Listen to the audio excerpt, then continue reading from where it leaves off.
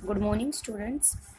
Today our topic is Mesolithic age 10,000 BC to 8,000 BC means before Christ era. जो हमारा Christ था उसके जन्म से पहले की बात है। ठीक है। द मेसोलिथिक और the middle stone age extend for about 10,000 BCE to 8,000 BCE। जो मेसोलिथिक और मेसोलिथिक को क्या है, मिडल स्टोन एज भी कहा जाता है। इसका टाइम पीरियड क्या है, 10,000 BCE टू 8,000 BCE है। The Mesolithic as was in fact a transition period and was followed by the neolithic age. Mesolithic age में क्या है, एक ट्रांजेक्शन पीरियड रहा है। मीन्स इसमें एक मनुष्य जाति के लिए एक अच्छे तरीके से मोड़ आया। ठीक है, जैसे उसने जो है जानवरों को पालना शुरू कर दिया, एग्रीकल्चर करनी शुरू कर दी उसने। ठीक है, उसने अपने लिए फूड बनाना शुरू कर दिया, कपड़े वगैरह का इंतज़ाम उसने अपने लिए खुद करना शुरू कर दिया। और ये जो मेसोलिथिक एज है वो नियोलिथिक एज से पहले की है। मीन्स मेसोलिथिक एज के बाद में कौन सी एज आती है, न्यूलिथिक एज आती है। The term Mesolithic is derived from the Greek words mesos means middle and lithic means stone. जो मेसोलिथिक वर्ड है वो ग्रीक से आया है। मेसोस का मीन मिडल है और लिथिक का मीन्स होता है स्टोन। मीन्स मेसोलिथिक एज को मिडल स्टोन एज भी कहा जाता है। Certain factors were responsible for the transitions from Paleolithic to Mesolithic. कुछ फैक्टर रिस्पॉन्सिबल हैं मेसोलिथिक एज से पैलियोलिथिक एज से मेसोलिथिक एज में आने के लिए। वो कौन कौन से फैक्टर हैं? During this time the climate of the earth become warm and dry. Mesolithic age में क्या हो गया, क्लाइमेट में चेंज आया अर्थ के, वो वार्म और ड्राई हो गया। ठीक है, change in climate brought about change in flora and fauna. तब क्लाइमेट में चेंज आया तो साथ साथ क्या है, फ्लोरा और फोना में भी चेंज आया। फ्लोरा होते हैं सभी तरह के प्लांट्स और फोना होते हैं सभी तरह के animals. There was a rapid increase in grass land with grain bearing grass. Rapid increment हुई ग्रास लैंड में, जिनमें से क्या है, ग्रेन बियरिंग ग्रास मीन्स अनाज क्या हो गया, उगना शुरू हो गया। Wheat, there was a rapid increase in grassland with grain bearing grasses. Means क्या है, रैपिड इंक्रीजमेंट हुई ग्रासलैंड में और ग्रेन अनाज क्या है, उगना शुरू हो गया। Wheat and barley were perhaps the first plants to be cultivated. Wheat, ऐसा माना जाता है कि वीट, गेहूं और बार्ले जो जौ होते हैं, ठीक है, जौ होते हैं, ये पहले प्लांट थे जो कल्टीवेट हुए थे। People started using these grains as use. People ने इन ग्रेन्स का यूज एज ए फूड के रूप में शुरू कर दिया। मीन्स उसको खाना शुरू कर दिया। It also gave them idea about the life cycle of these plants. All this led them to grow plants. जो ये प्लांट्स हुए थे बार्ले के एंड वीट के, इनको मनुष्य ने क्या देखा, उगता हुआ देखा, बड़ा होता हुआ देखा, इसमें फूल फल वगैरह दिखे। फिर देखा कि भाई ये अनाज है एक प्रकार का, ये खाने के लायक है, इसको खाया जा सकता है। तो इस पूरी लाइफ साइकिल को मनुष्य ने देखा, महसूस किया। All this led them to grow plants. और फिर उसने क्या कर दिया, अपने आप प्लांट्स को उगाना शुरू कर दिया। The number of grass eating animals like goat, deer, sheep etcetera. The number of grass eating animal like goat, sheep, deer extra, ये भी क्या है, ग्रास वगैरह को खाते हैं, बहुत सारे ऐसे एनिमल हैं। ठीक है, आल्सो इंक्रीज्ड, इनके भी इंक्रीजमेंट में वृद्धि हुई, क्योंकि ग्रास लैंड में वृद्धि हुई तो जो ग्रास पे डिपेंड थे जो एनिमल्स, उनमें भी इंक्रीजमेंट हुई।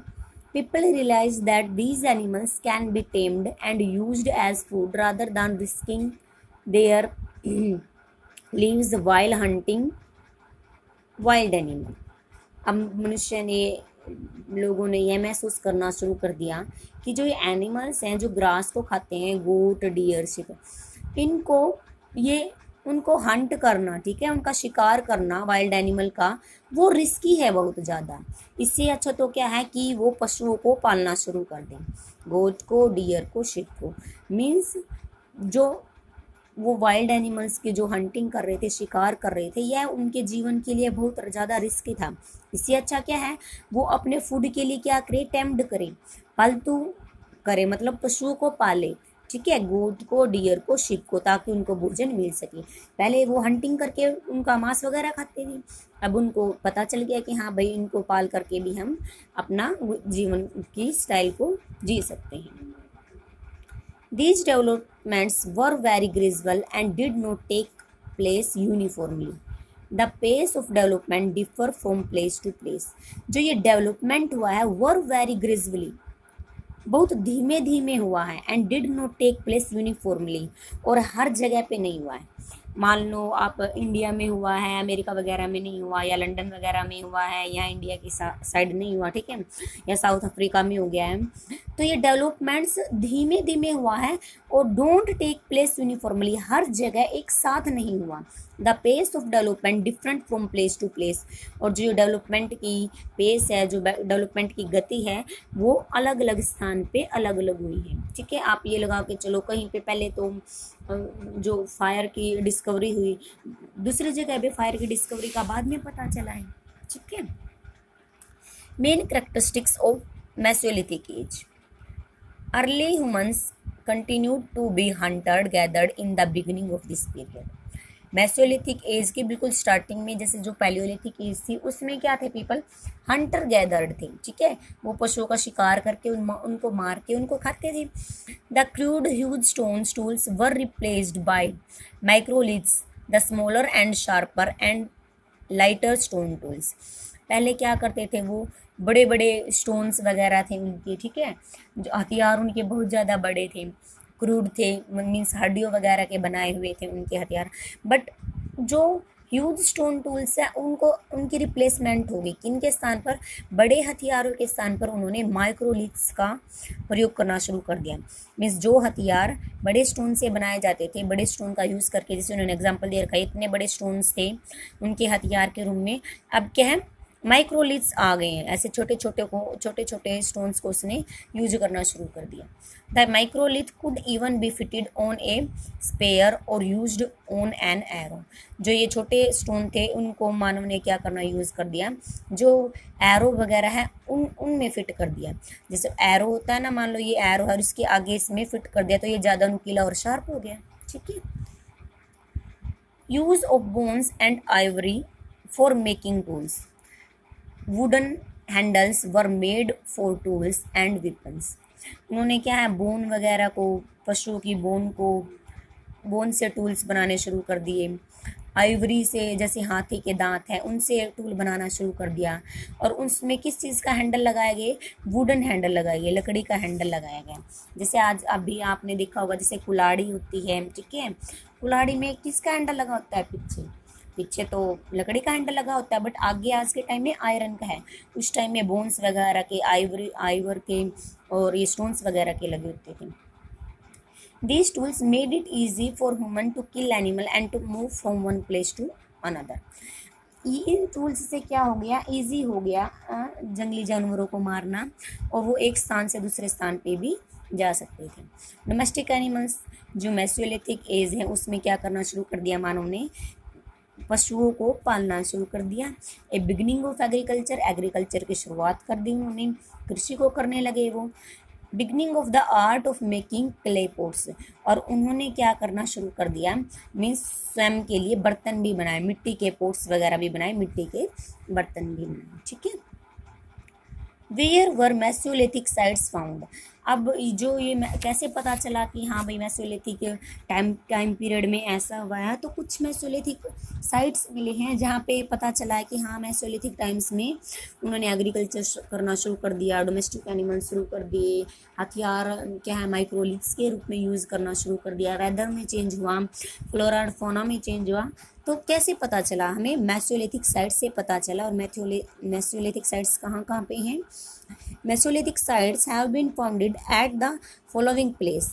Along the bank of river in Allahabad at Pratapgarh in Uttar Pradesh. एक तो क्या है, इलाहाबाद में है गंगा रिवर के बैंक्स के पास, सेकंड है प्रतापगढ़ इन उत्तर प्रदेश में, ठीक है। Along the bank of Damodar river in Birhanpur in Bengal, Bhimbetka in Madhya Pradesh, Tilwara and Adamgarh in Madhya Pradesh, Bhagor in Rajasthan, Langhnaj in Gujarat, ठीक है। ये क्या है इन्होंने दी हुई है, मेसोलिथिक साइट्स दी हैं जिनसे हमें क्लू मिले हैं मेसोलिथिक एज के बारे में कि मेसोलिथिक एज के टाइम पे, मिडिल स्टोन के टाइम में मनुष्य का जीवन कैसा रहा, ठीक है। नेक्स्ट है हमारा न्यूलिथिक एज और the new stone age, 800 BCE to about 300 BCE। The new stone age, Neolithic age, new stone age को क्या बोला जाता है, न्यूलिथिक एज बोला जाता है। Began when people learned farming and starting producing their own food. जैसे उन्होंने मेसोलिथिक एज में ही शुरुआत कर दी थी, तो न्यूलिथिक एज के तब स्टार्टिंग था बिल्कुल, उन्होंने क्या करना सीख लिया था, फार्मिंग, खेती करनी सीख ली थी, अपने लिए स्वयं के लिए फूड को प्रोड्यूस करना सीख लिया था। This is the period when agriculture started, ये वो दौर था जब क्या हो गई, मनुष्य ने खेती को शुरू कर दिया। Because agriculture developed at different times in different regions of the world, क्योंकि एग्रीकल्चर क्या है, डिफरेंट टाइम्स में, डिफरेंट वर्ल्ड के रीजन्स में क्या होगी, डेवलप हो गए। कि जैसे ये लगा लो कि जो यूरोप कंट्री के साइड देश हैं वहाँ पे कॉफ़ी वगैरह का प्रोडक्शन होता है, और यहाँ इंडिया में चावल गेहूँ का प्रोडक्शन होता है, ठीक है। तो अलग अलग जगह पे अलग अलग तरह की खेती की जाती है। There is no single date for the end of the Mesolithic age. यह पूर्ण रूप से नहीं कहा जा सकता कि मेसोलिथिक एज का एंड कब हुआ, सिर्फ आइडिया लगा सकते हैं हम। The discovery of farming did not happen all at once. However, the discovery of farming did not happen all at once. जो ये फार्मिंग की डिस्कवरी हुई है, जो खेती करने लग गए हैं मनुष्य, उसकी खोज हुई है, ये एकदम से ही नहीं हुई है। ये खोज कोई मीन्स जस्ट टाइम बाद ही नहीं हुई है। Over thousands of years, people gradually learned to domestic animals and plant crop. हजारों साल लगे हैं मनुष्य को यह सीखने में कि डोमेस्टिक एनिमल्स को भी पाला जाता है और स्वयं के लिए प्लांट क्रॉप की जाती है, मीन्स खेती करी जाती है, ठीक है, फसल उगाई जाती है। They began to rely on farms for their food. उन्होंने क्या करना शुरू कर दिया, फार्म्स पे, खेतों पे धीरे धीरे भरोसा करना शुरू कर दिया कि हाँ भाई ये फार्म्स हमें क्या प्रोवाइड करेंगे, फूड प्रोवाइड करेंगे। Historian can it an agriculture revolution. इतिहासकारों ने बोला है कि it in an agriculture revolution, कि यह क्या है, कृषि के क्षेत्र में क्रांति आई है। Now they could settle down in one place instead of roaming in search of things to eat. वो क्या है, भोजन की तलाश में इधर उधर जाते रहते थे, ठीक है, भोजन की तलाश में इधर उधर जाते रहते थे, हंटर गैदरिंग करते थे। बट अब क्या है, उनको एग्रीकल्चर करना आ गया, तो वो एक जगह पे टिके रहने लगे, उनको दूसरी जगह पे मूव नहीं करना पड़ रहा। We will read more about the Neolithic period in the next chapter. Next chapter में हम न्यूलिथिक पीरियड के बारे में एकदम डिटेल से करेंगे, ठीक है। आपका चैप्टर हो गया फिनिश। Okay, thank you.